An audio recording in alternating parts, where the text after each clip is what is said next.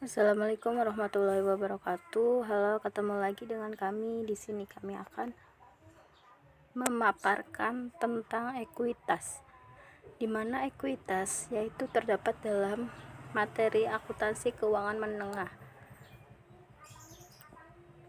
Ekuitas adalah komponen yang cukup penting dalam analisis keuangan. Istilah ekuitas berasal dari kata equity atau equity of ownership yang memiliki arti sebagai kekayaan bersih perusahaan. Ekuitas sama dengan aset dikurangi liabilitas.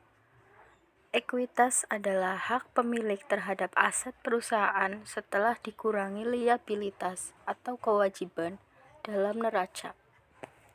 Ekuitas adalah hak residual atau sisa dari aktiva perusahaan setelah dikurangi oleh semua kewajiban yang ada. Ekuitas sering disebut dengan modal. Elemen ekuitas. 1. Modal disetor. Modal disetor adalah jumlah uang yang disetor oleh pemilik atau pemegang saham. Modal disetor dibagi ke dalam dua jenis, yaitu modal saham dan agio atau disagio saham. Additional paid in capital. 2. Laba tidak dibagi, retained earning. Laba tidak dibagi atau saldo laba ditahan adalah kumpulan laba dari tahun-tahun sebelumnya yang tidak dibagi sebagai dividen. 3. Modal penilaian kembali. Modal penilaian kembali adalah selisih nilai buku lama dengan nilai buku baru. 4. Modal sumbangan. Modal sumbangan adalah modal yang diperoleh perusahaan karena memperoleh aset yang berasal dari sumbangan. 5. Modal lain-lain. Contoh modal lain-lain adalah modal dari cadangan pelunasan obligasi dan lain sebagainya yang tidak dikategorikan dalam 4 kategori di atas. Jenis-jenis ekuitas. 1. Ekuitas pemegang saham. Ekuitas pemegang saham adalah jumlah nilai aset yang diberikan kepada para pemegang saham suatu perusahaan setelah dikurangi dengan hutang-hutang atau kewajiban lainnya. Pentingnya ekuitas dalam perusahaan. Nilai ekuitas sebuah perusahaan mencerminkan nilai buku perusahaan tersebut. Nilai ini merupakan salah satu faktor yang menentukan harga saham perusahaan tersebut. Namun demikian, tidak jarang kita menemukan harga saham yang lebih tinggi dari nilai ekuitas per saham suatu perusahaan. Harga saham yang lebih tinggi ini mendedikasikan bahwa para investor meyakini bahwa perusahaan tersebut memiliki prospek baik di masa yang akan datang. Contoh ekuitas. Yang pertama, saham biasa.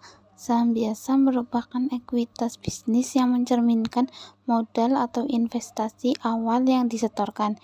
Ekuitas ini memberikan hak kepada milik atau pemegang saham untuk memiliki aset-aset tertentu.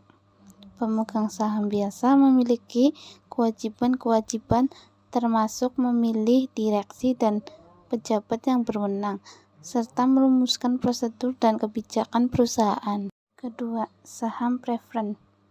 Berbeda dari saham biasa, pemilik saham preferen hanya memiliki sedikit kewajiban dan tidak memiliki hak untuk memilih. Namun demikian, mereka biasanya memiliki hak klaim atas aset dan pendapatan perusahaan yang lebih dari hak pemegang saham biasa. 3. Saham treasury.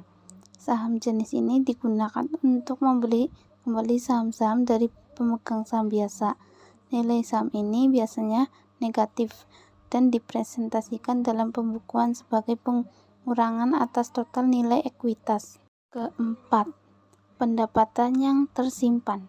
Saldo laba atau pendapatan yang disimpan adalah jumlah total pendapatan yang diperoleh suatu bisnis dikurangi seluruh dividen yang dibayarkan kepada para pemegang saham.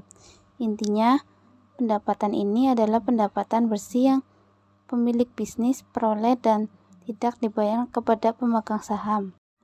Yang kelima, tambahan modal yang dibayarkan. Ekuitas bisnis jenis ini diperoleh dari tambahan investasi yang disetorkan oleh pemegang saham, di luar nilai saham pokok mereka. Pos ekuitas ini disebut juga kontribusi surplus, yang biasanya jauh lebih tinggi dari pos-pos ekuitas lainnya. Nilai ekuitas ini dapat berubah sesuai dengan untung rugi yang diperoleh perusahaan dari penjualan saham.